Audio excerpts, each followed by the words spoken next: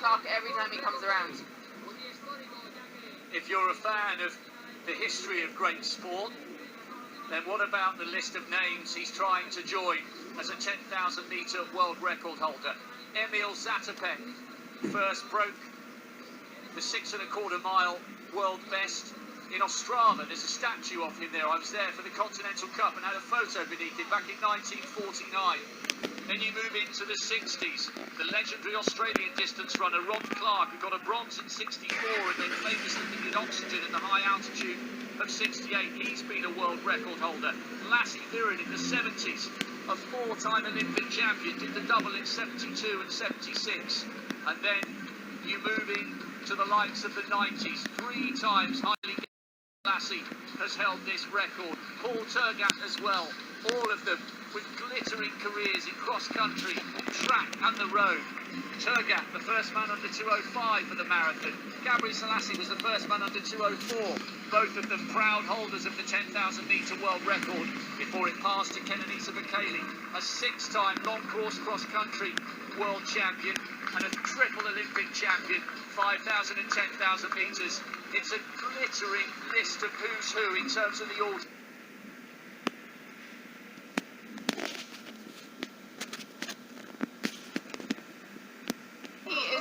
On world record pace. In fact, he is under one world record pace.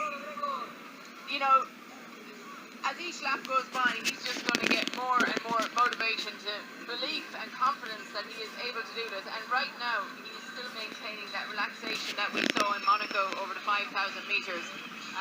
I think for, you know, someone who's a 5,000 metre runner, a 10,000 metre runner, when they see 1 mile to go, 1 lap or 4 laps of the track to go, that is a small, you know, it's not something that is unachievable for them. They're kind of what I would call within range of really racing to achieve the record. This is absolutely incredible. Wherever you're watching this in the world, I hope you're enjoying this.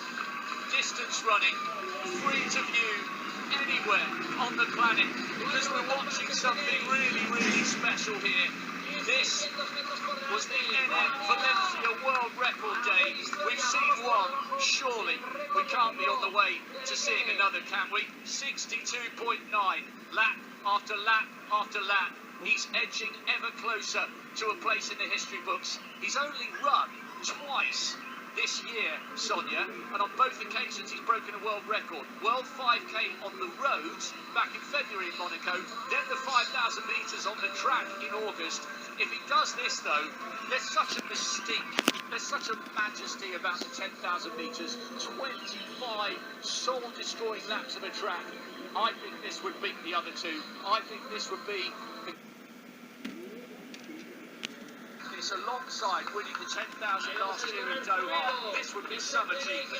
I mean, it would just be another step of improvement of his greatness, and it's hard to even hear what's going on here now with 3 laps to go, and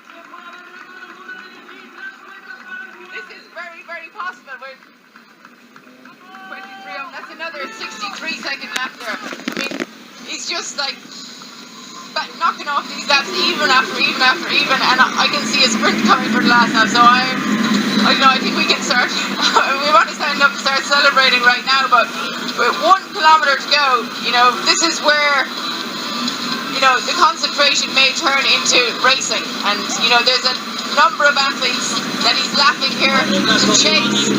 23 36, with 1 kilometre to go, he is 1.5 seconds under his projected time, which is well under world record pace. So this is definitely, it's been world record day in Valencia today. It's been named that. This could be a holiday after tonight. This is so exciting. We really hope you're enjoying this. I just can't stop smiling. I can't believe what we're in the process of witnessing here. If he can keep it going, 2 laps to go. And if you're watching this with a little brother or a sister, or a son or a daughter, or a niece or a nephew, get them down to your local athletics track. This is the most accessible, friendly sport in the world. If you can run, or jump, or throw, You can be a world-class athlete. There is no barrier where our sport is concerned.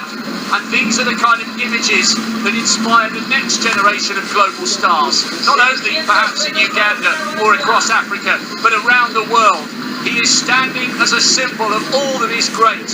He's pouring his heart and soul into this record attempt that he is relentlessly pursuing with painful session after painful session, and he's tantalisingly close now to doing something he may not have thought was possible 6 or 7 years ago. The world junior champion, the world senior champion has 400 metres to go. Can he do it? Can he keep it going? He's ahead of the green lights at the moment. Another 63, but 63.8. He's getting tired, but he's flying the flag brilliantly for Uganda. He comes from the Sabini tribe, who traditionally have a low standing in Ugandan culture, but he's rewriting what's possible in this country. He's a shining example of all that is possible with determination. He's a slight man, but he's big in personality, big in talent, and big in ambition. This has been absolutely incredible here. Coming round, he's just got to keep driving. Kennedy Cheptegei's time, 26:17. We've seen one world record. I think we might be about to see another. This has been absolutely fantastic. The hairs on the back of my neck are standing to attention. This is a standing ovation from everyone here. He has roared with the heart of an African lion. He's delivered. It's a world record for Joshua Cheptegei, the Commonwealth champion. The world champion is the fastest man in history, over 6.25 miles. And this is a night that will never be forgotten by any of us who were privileged enough to be here. He has shone like a star in the night sky of Spain. That was incredible. That was outstanding. I mean, the pressure and the expectation for Joshua to come here tonight.